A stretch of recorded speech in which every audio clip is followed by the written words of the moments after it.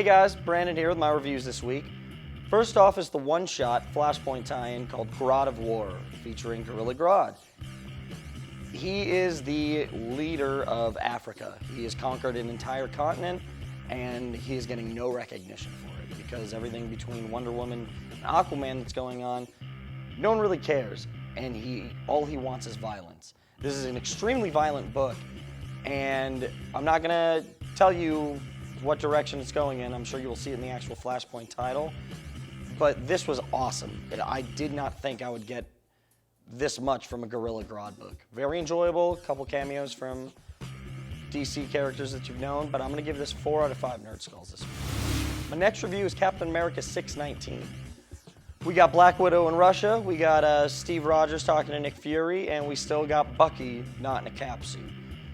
There's definitely something at the end of this issue that tells you what's going to happen. You can kind of see it coming, but it's a good read. It's a solid book, and you know Brubaker's done a very good job with Cap so far, and I really want to see it through to what he leads to with everything else. So I'm going to give this 3 out of 5 Nerd Skulls.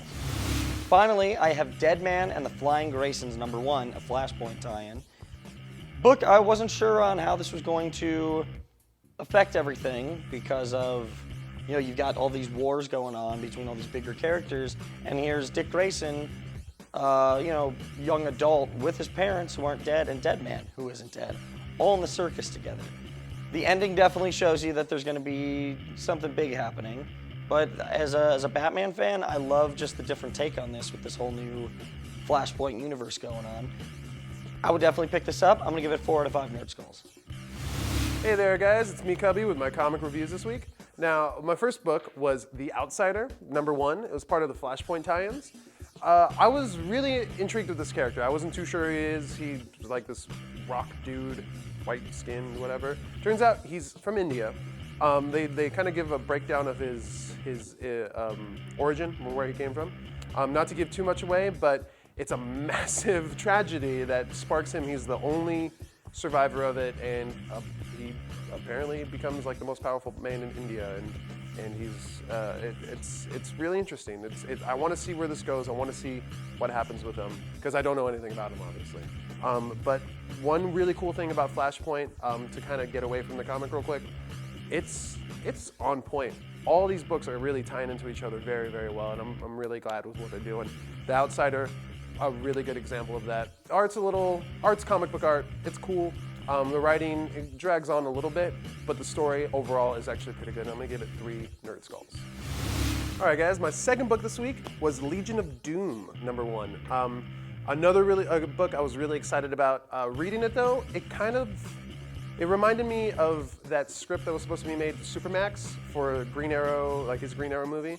It's about pretty much just this prison that all the super villains are kept, and it looks like the old Legion of Doom headquarters from the TV show. Really cool surprises at the end of it. Holy crap, muling things into prison have never been so cool and crazy, and it's pretty intense. There's a lot of cool cameos by a lot of popular villains. Zaz is in there. Some other cool guys. So definitely check that one out if you are digging this Flashpoint stuff. And I give that one 3 Nerd Skulls as well. All right, guys.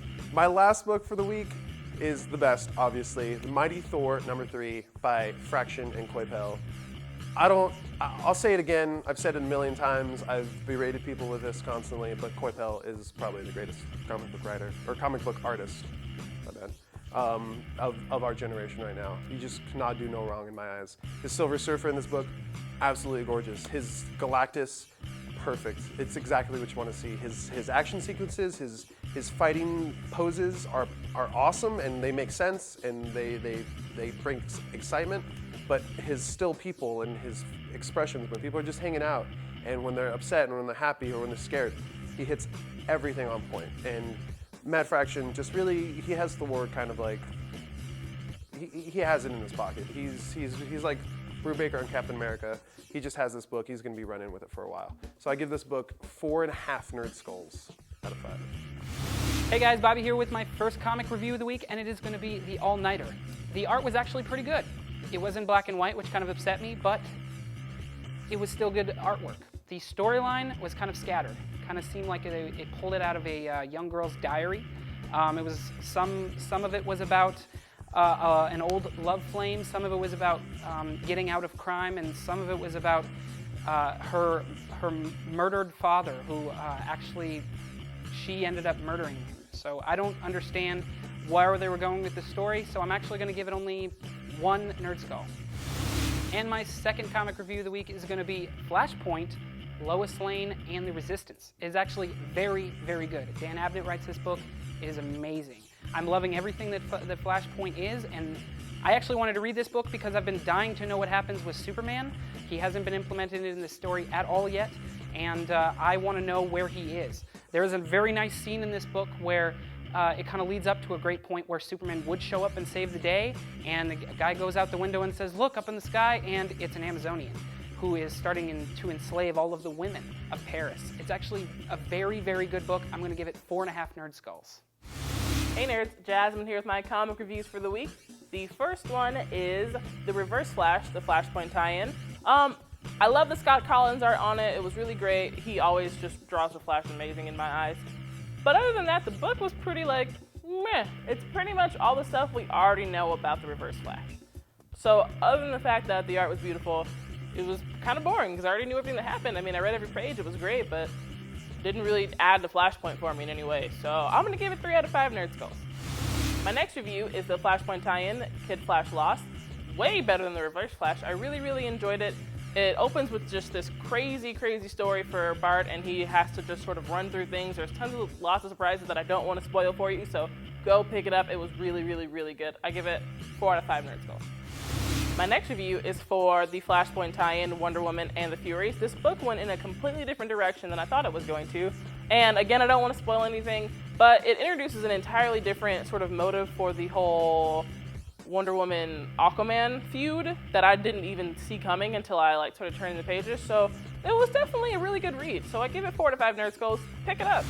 And my last review is for the Image comic Hack Slash. It was issue 5, and it was my first issue reading it. I decided to give it a chance because I had never had any interest in reading Hack Slash. It looked like one of those super crazy half-naked woman killing people books, which is pretty much what it is. There's a lot more emotion and story to it, but that's still kind of all it is to me. I mean, I gave it a chance, and I liked it. I'd keep reading it. It's really interesting. However, it doesn't necessarily appeal to someone who also has boobs, because I don't really need to get my fix there. So check it out if you're someone who likes boobs and killing people. I give it 3 out of 5 Nerd Skull.